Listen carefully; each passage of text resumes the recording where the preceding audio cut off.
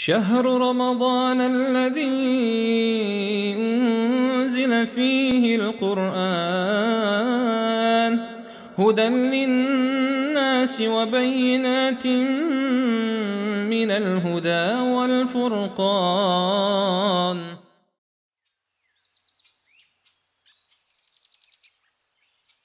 Assalamualaikum warahmatullahi wabarakatuh.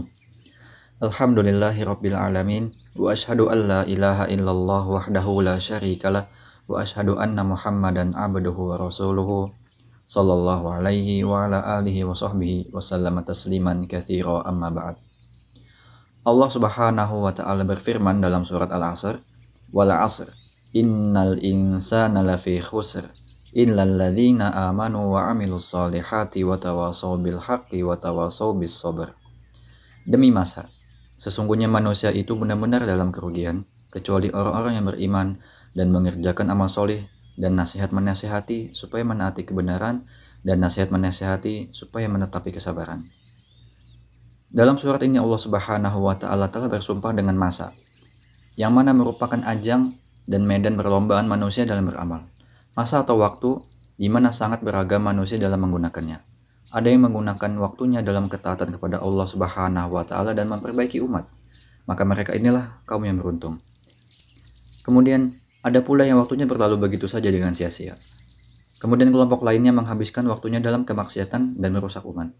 Dan dua kelompok terakhir adalah kaum yang merugi. Allah subhanahu wa ta'ala bersumpah dengan masa bahwa setiap manusia berada dalam kerugian. Meskipun ia berlimpah harta, keturunan, dan menjulang tinggi kedudukannya, kecuali mereka yang mempunyai 4 kriteria berikut. Yang pertama adalah iman, yaitu iman yang tidak dinodai dengan keraguan. Ini mencakup semua hal yang bisa mendekatkan dirinya kepada Allah subhanahu wa ta'ala, yang berupa akidah yang sahih dan ilmu yang bermanfaat.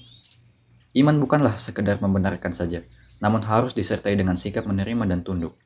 Kemudian yang kedua adalah amal yang soleh, yaitu semua ucapan atau perbuatan yang mendekatkannya kepada Allah subhanahu wa ta'ala, seperti halnya sholat, zakat, bakti kepada orang tua, menyambung silaturahim, dan yang lain-lainnya. Dan amal soleh harus memenuhi 2 syarat, yaitu yang pertama ikhlas karena Allah subhanahu wa ta'ala, dan kemudian yang kedua ittiba atau mengikuti tuntunan Nabi Muhammad SAW.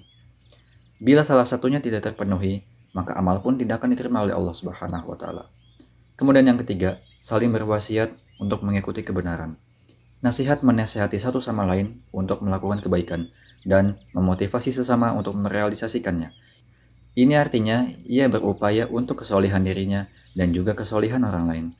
Kemudian yang keempat, saling berwasiat untuk bersabar, yaitu saling menasihati untuk bersabar dalam melakukan perintah Allah Subhanahu wa ta'ala, bersabar dalam meninggalkan larangannya, serta bersabar dalam menanggung ketentuan takdir Allah Subhanahu wa ta'ala.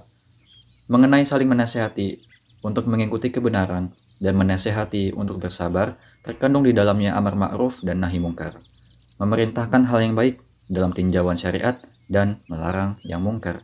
Imam Syafi'i rahimahullahu ta'ala berkata, sekiranya Allah tidak menurunkan hujjah atas hambanya selain surat ini, tentu itu sudah mencukupi mereka. Artinya, itu sudah mencukupi mereka sebagai nasihat dan wejangan untuk berpegang teguh pada iman dan amal soleh, untuk berdakwah kepada Allah dan bersabar dalam itu semua. Marilah kita senantiasa menjaga, mempertahankan, dan meningkatkan kualitas puasa kita dengan segenap kemampuan yang Allah berikan. Semoga Allah Azza wa Jalla menjadikan kita semua menjadi hamba yang berlomba-lomba dalam melakukan ketaatan dan kebaikan. Hanya Allah lah yang maha memberi petunjuk. Wallahu a'lam bishawab. Wassalamualaikum warahmatullahi wabarakatuh.